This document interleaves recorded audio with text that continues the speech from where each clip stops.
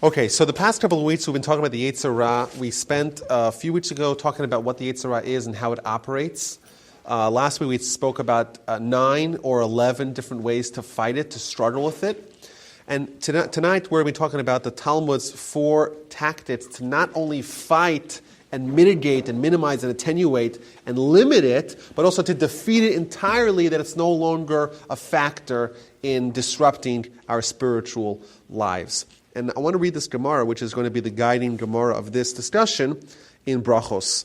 Amar Ablei Rachama, Amar Rabbi Shimon Lakish. Rabbi Shimon Lakish says, "La'olam yardiz adam yetzer tov yetzera." A person should always agitate their yetzer tov on their yetzera.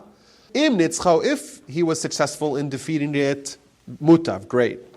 V'im lav, and if not, yasok b'torah. So if this doesn't work, if agitating the yetzer tov and the yetzera doesn't work, you should study Torah. If it works, im nitzcho, if you defeat it, mutav, great. V'im lav, and if not, yikra Kriya Shema, then you should read the Kriya Shema.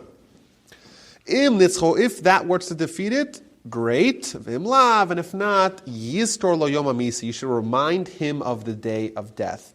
So what this Gemara is referencing here is the critical word here is nitzcho, which means to be victorious. If you're victorious over the Yetzer, this is the objective of our Gemara. That's the aim. It's not just to struggle with it, to engage in conflict, but to overwhelmingly defeat it. We've described the battle with the Yetzer in military terms. This is V-Day. This is victory over the Yetzer, described in one of these 4 ways. But I think it's interesting, we've referenced a Gemara in Nida several times. The Gemara is describing a pre-birth oath that is administered to every child, that they have to guard the purity of their soul. And what I found really interesting and maybe pertinent is that the actual words that the Gemara uses in Nida to describe what it's like for someone who preserves the purity of the soul is the same as our Gemara. And I thought maybe it's apropos. So the Gemara there reads in Nida 30b that you should know that the Almighty is pure, the angels are pure, and the soul is pure. If you guard it in its purity, mutav, good. And if not, I'm going to take it from you.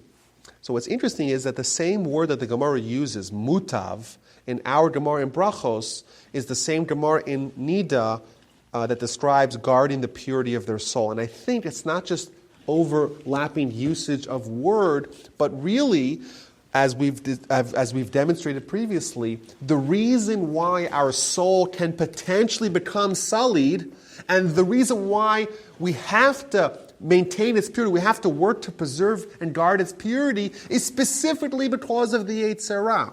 So with these 2 Gemaras, and the term indeed mutav applies to both of them, the Gemara in Brachos is trying to find a way for someone to defeat their Yetzer. By doing that, they guarantee and assure that their soul will retain its purity, because the condition by which the soul can potentially become impure is because of the Yetzer. If you neutralize the Yetzer, you overwhelm it, then your soul will be pure. There's a progression here. There's a point where you start. You start with, you should agitate the Yetzer Tov and the Yetzer, and if that works, fantastic, you could stop. If that doesn't work, you move on to studying Torah. If that works, great. If not, move on to the next thing. So what's really interesting here is that there's this progression where we're told a roadmap of how to defeat our Yetzer. Start here, try to overwhelm it with the Yetzer Tov, agitate it with the Yetzer Tov, you move on to the next thing and the next thing and the next thing. And I was kind of conflicted in how I understood this. I found in one of my sources the complete unabridged version of my grandfather's writings. He has an essay where he talks about this. And what he suggests is that there is a progression here of the Chazal are trying to teach us how we have to build a great Jewish person. We start off with the struggle of the Yetzer Tov and the Yetzer. We move on to Torah study. We move on to love God, fear God of the Shema. And lastly, we kind of bind this world and next world with the notion or the thought, the contemplation, the rumination of our pending demise. That's what my grandfather says. I want to suggest a different approach. I want to suggest like this.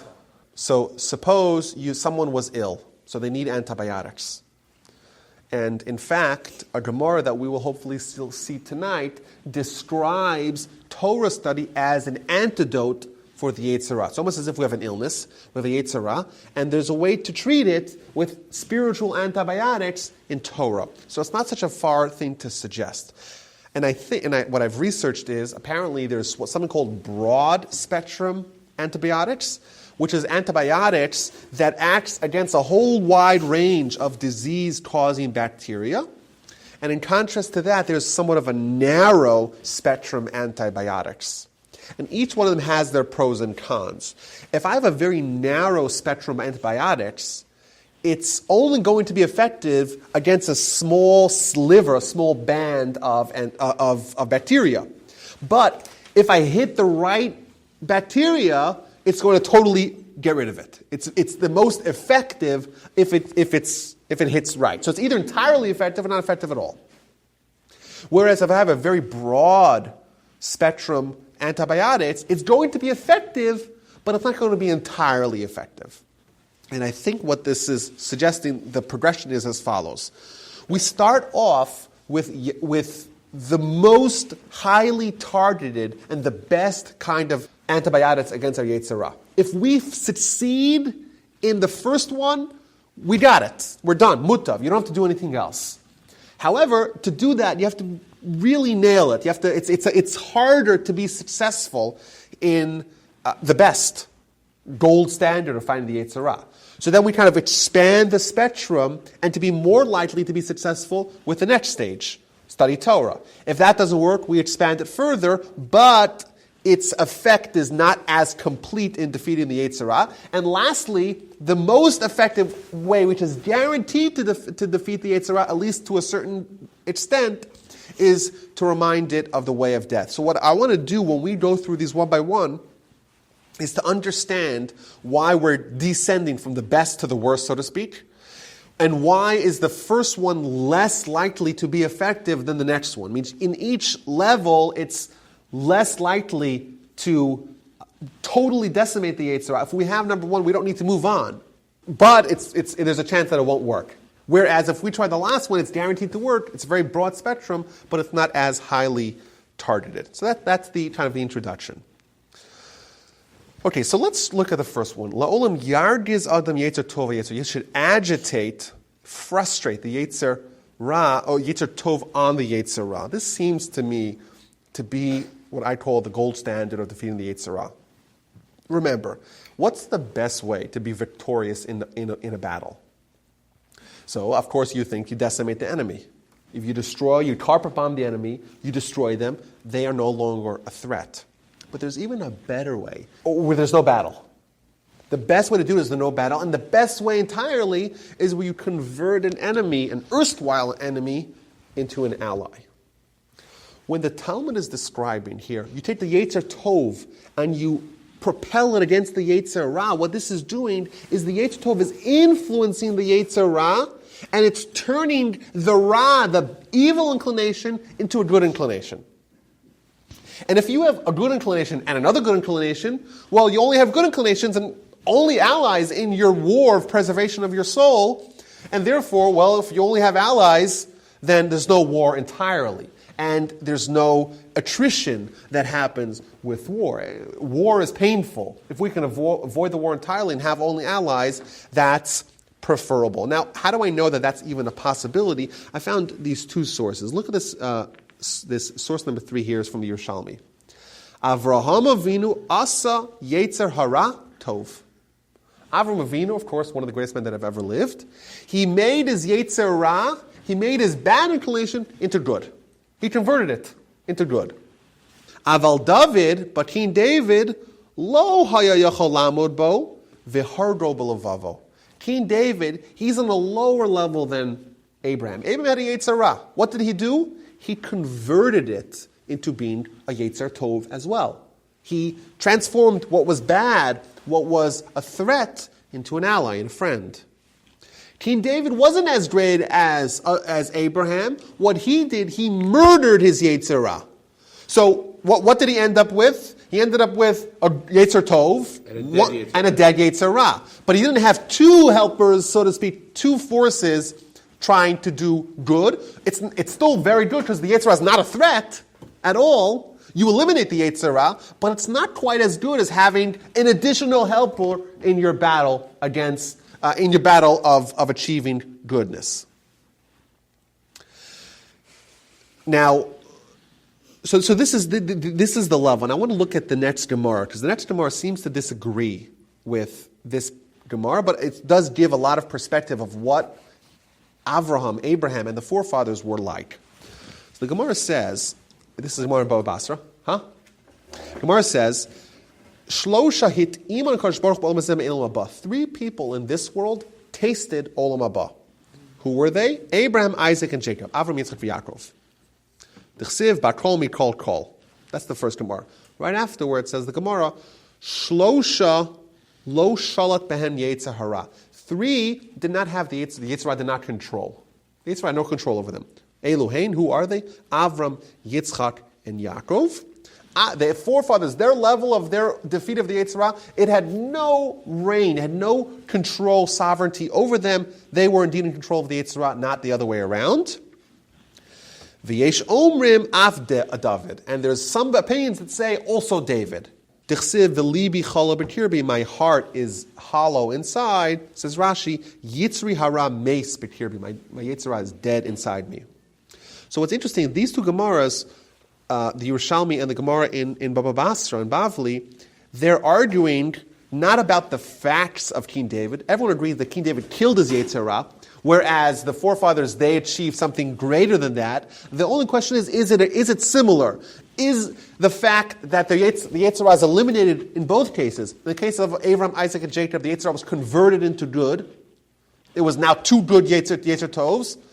Is that akin to someone who defeats their Yetzer Hara entirely, but doesn't convert it into good, like the case of David? But everyone agrees that the facts are the same between Abraham, Isaac, and Jacob. They converted the Yetzer Hara into Yetzer Tov, whereas King David, he murdered his Yetzer Hara. It was no longer a threat, but it wasn't quite good as well. Now, I want to just understand what this means. So obviously, we're talking about Abraham, Isaac, and Jacob. This is something that's beyond us. But the Gemara is teaching us lessons that are very valuable for us as well, even though we cannot quite achieve those levels. But there is insight there that's very valuable for us.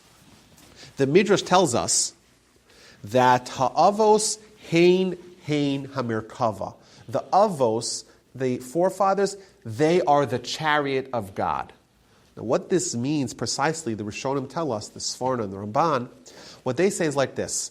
A chariot of a king is always ready for the king. The king decides in the middle of the night he wants to go get a coffee. The chariot of the king is always ready for him. What this means is when Abraham, Isaac, and Jacob had prophecy, they were always in a state of readiness for prophecy. Why? Their Yetzer Hara was not a factor at all. It didn't influence them at all. None of its trappings, none of its machinations had any power over Abraham, Isaac, and Jacob. Therefore, they were entirely good. They have Yetzer Tov and Yetzer Tov. So all they were doing is mitzvahs and spirituality. They were living in an entirely different realm. Therefore, they were always in a constant state of readiness for God. Whereas, for example, the Sforno tells us that the verse says by Cain in the beginning of Genesis, Vayetze Cain milifnei Hashem, that Cain, he left God. What this means is that Cain's spiritual level declined, and as a result, the prophecy ended. It wasn't that God removed himself from the prophet, rather the prophet demoted himself, thus losing the status of prophecy. Whereas the verse tells us in Genesis as well by Abraham, Vayal Elokim al Avraham. When the prophecy ended, it was God choosing to leave, because Abraham was still ready. Abraham was always ready for prophecy. He had no Yetzer Hara. Yetzer Hara was just good. And therefore, whenever God decided to give prophecy, he gave the prophecy. Whenever God decided to take away the prophecy, he removed himself. But it wasn't the prophet demoted himself and thus losing the stature needed for prophecy. And indeed, if someone does not have a Yetzer Hara, well, what do they have? All they have is good. Is it double good in the form of the forefathers? Is it single good in the form of David? But regardless, that would result in them not having something which inhibits them from God, and therefore they would always be ready for a spiritual experience. Now, the Gemara also says that 3 people tasted Olam Haba. This is an interesting thing. They tasted Olam Haba, means they were able to experience life of a different world, a spiritual world. What this means, and it's juxtaposed to our Gemara. 3 people tasted Olam Haba, Abraham, Isaac, and Jacob. 3 people had no Yetzer Ra, Abraham, Isaac, and Jacob. So my grandfather wrote that these 2 are connected. If someone doesn't have a Yetzer Ra, then automatically they're living an entirely spiritually untethered realm. Their soul has nothing which is standing in its way. It has the state of purity. It fulfilled its task of maintaining its purity. It defeated the Yetzer Ra, and as a result is automatically unhinged, unleashed. And by dint of that, that's a taste of Olam Haba. Olam Haba is a world where the spiritual is dominant and the physical it's not even a factor. Well, the only reason why the physical for us is the dominant factor is because of the Yetzer Ra. You defeat the Yetzer Ra, and automatically you revert to a state of soul superiority over body, and as a result, you're tasting Olam Haba. Now, what's interesting is that Avraham Avinu, Abraham, Isaac, and Jacob, they have a taste of Olam Haba. The Gemara makes it very clear. They have a little bit of Olam Haba, but they don't have all of Olam Haba. It's not like they're living it, they're immersed in Olam Haba. So, whereas Moshe Rabbeinu, the sources are very clear that Moshe Rabbeinu existed entirely in Olam Haba. For example, the Gemara says, Olam Haba, you don't need to eat or drink. Well, who do we know that didn't eat or drink? Moshe Rabbeinu, 40 days, 40 nights didn't eat and drink. Why? Because he had so removed himself from this world, he was able to go negotiate with angels. He was able to subsist 40 days on just spiritual sustenance. Why? Because he didn't need any physical sustenance because he was no longer almost a body. In fact, even the angels, when the Gemara in Shabbos says that the angels were saying, who is this guy? They didn't call him a human. They said to him, Ma yilud isha beinenu. Why is there the child of a woman amongst us? And the Maya says to them to give him the Torah. You have the Torah that's 974 generations before the world. V'atam avakesh litan lebasar v'adam. It's interesting. In one sentence, they are labeling humans once as yilud isha, when it's referring to Moshe, and once as Basar Adam. The angels are telling us is that Moshe was a different physiologically human than the rest of the people. Most people are Basar Adam, flesh and blood. Moshe Rabbeinu, yes, he was a human, but only with regards to Yilud Isha. In fact, Chazal call him a malach. Right? Chazal, at the end of Dvarim Rabbah, say that Moshe Rabbeinu became a veritable angel. So indeed, Moshe Rabbeinu, he uplifted himself to an entirely degree. Yes, he was a human, but only because his mother was human. He was born from a human. That's it. In every other realm, he was entirely living in Olam Haba. Indeed, Moshe Rabbeinu didn't taste Olam Haba. Moshe Rabbeinu existed in Olam Haba. Because Moshe Rabbeinu indeed removed all the reasons why someone is living in Olam Hazeh. And if you remember, we said that Chazal tell us that there's 3 reasons why the soul can potentially become impure. Once, because it exists in a body. 2, because it exists in this world. And 3, because it has the Yetzer Ra. What Abraham, Isaac, and Jacob did, they eliminated the Yetzer Ra. So the most critical reason why the soul is not in Olam Haba was removed. Indeed, they had a taste of Olam Haba. Moshe Rabbeinu, he undid even the fact that he was in this world, and even the fact that he was a body, that was no longer a factor, and therefore he existed in Olam Haba entirely. And what I think the lesson from this is, I know we're getting a little bit off the core topic, but I think it is germane, is that what is Olam Haba? We think of Olam Haba as a location. Correct? You're in this location, you're moved to a different location. The problem with that is that it's untrue for 2 reasons. First of all, if it was true, that would mean that you're taking us, the way we're currently constructed, a body host, the soul's inside the body, and you're moving us to a different location. That's what it seems like. The truth is, the sources are very clear that in Olam Haba, we're an entirely different human. What this actually means is that Olam Haba is a realm where our soul is unleashed. Our soul is no longer constrained by the body, by this world's influences, and by the Yetzer Ra.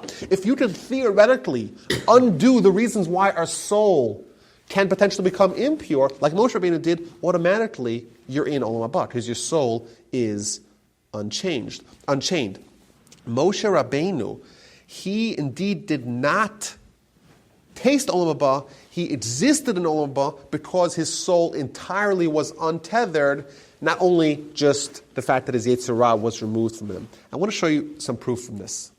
The famous Gemara in Sukkah tells us that in the future, the Almighty is going to take the Yetzer Ra and slaughter it in front of the Tzaddikim, in front of the Rishon. Very famous, vivid Gemara in Sukkah.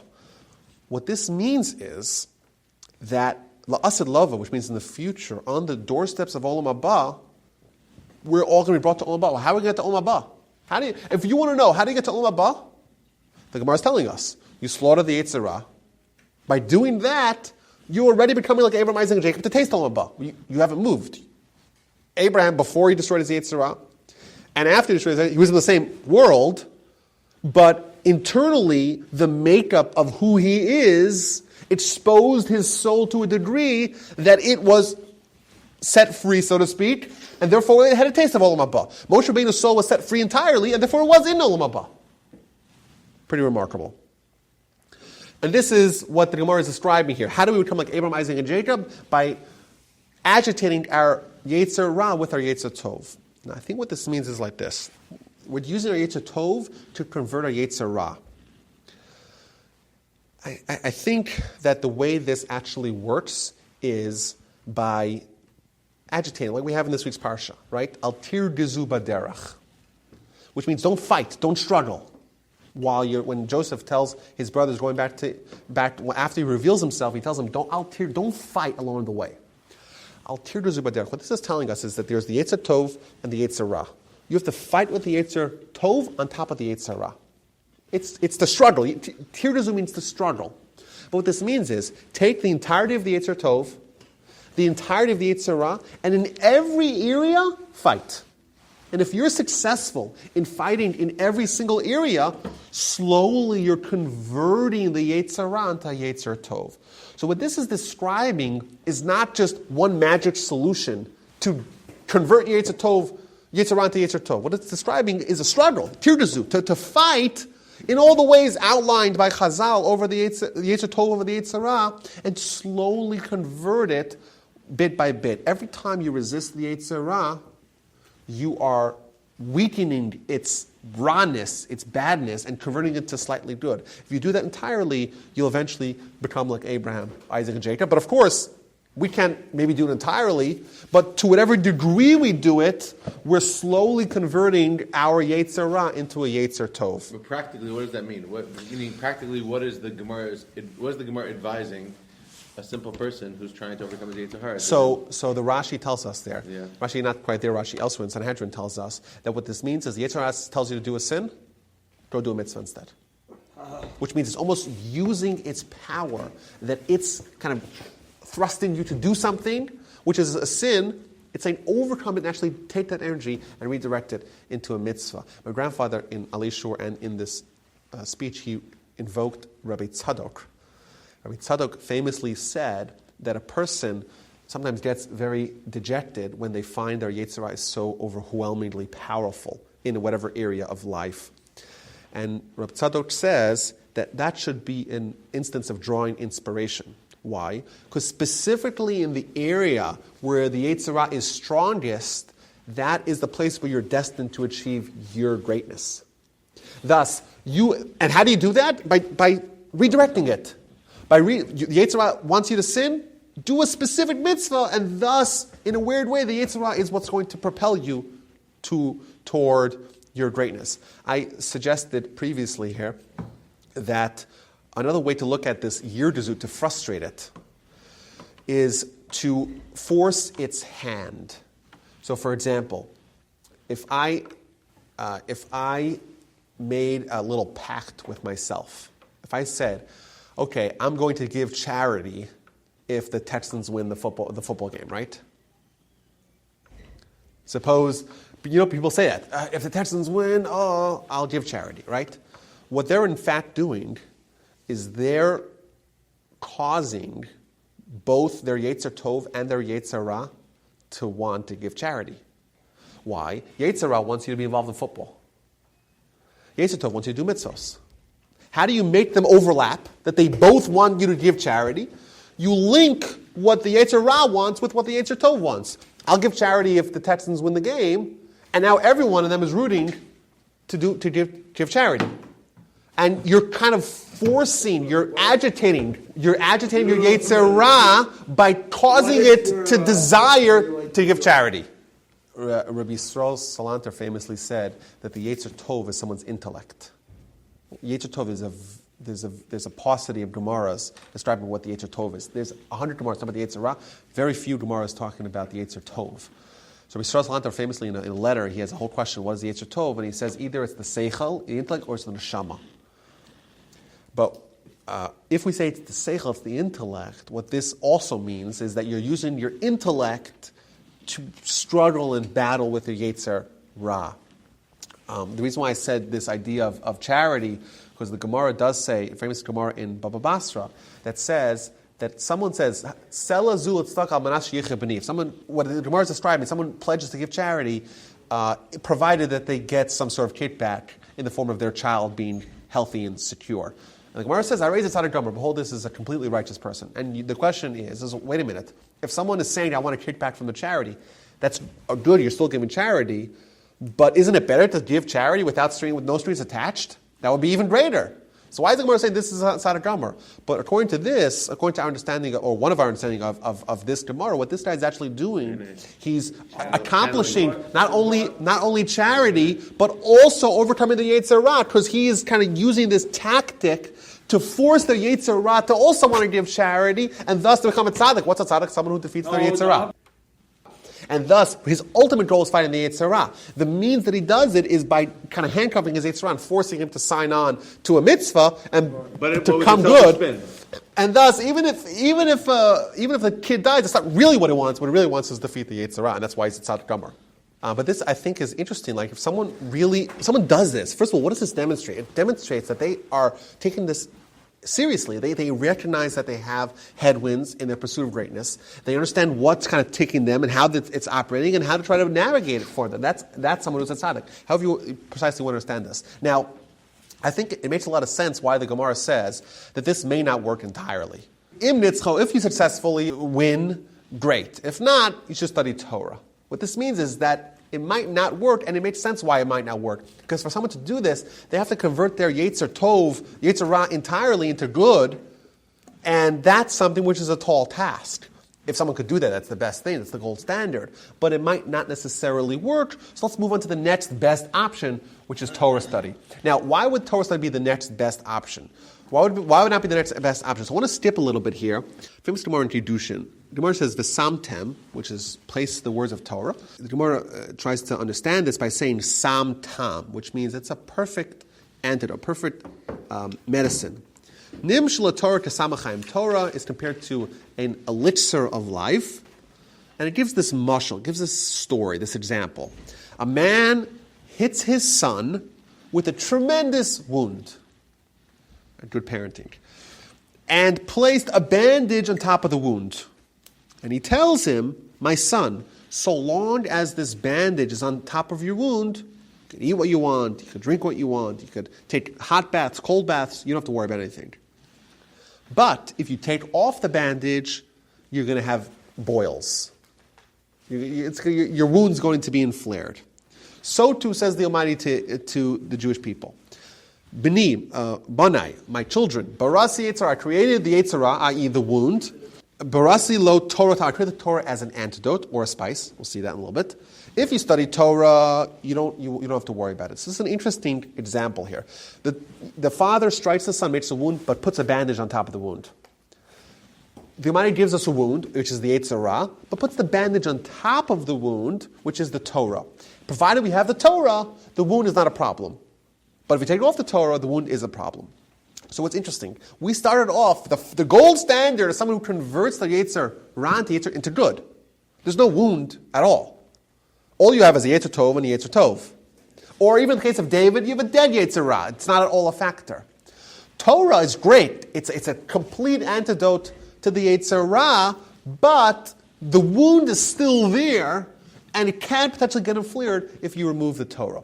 Indeed, once the Torah is there, you're safe. Eat what you want, drink what you want, right? I.e., you can expose yourself to situations that may potentially cause the Yetzer Ra to overwhelm you.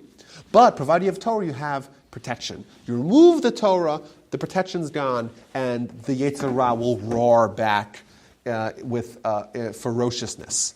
But what really shows a step down. the gold standard, you have just the Yetzer Tov and another Yetzer Tov. You don't have to worry about it at all. You don't even need a bandage to cover the wound. But in this instance, you do need a bandage, but it's a total bandage and provides total protection against the Yetzer Ra. How does this work? God willing, next week, we're going to go through this question. Okay, there's a fantastic Gemara in Sota. My grandfather said in this Gemara in Sota, if anyone wants to come to Talmud Chacham, they have to spend a lot of time trying to understand this Gemara in Sota. Gemara that says that Torah is compared to a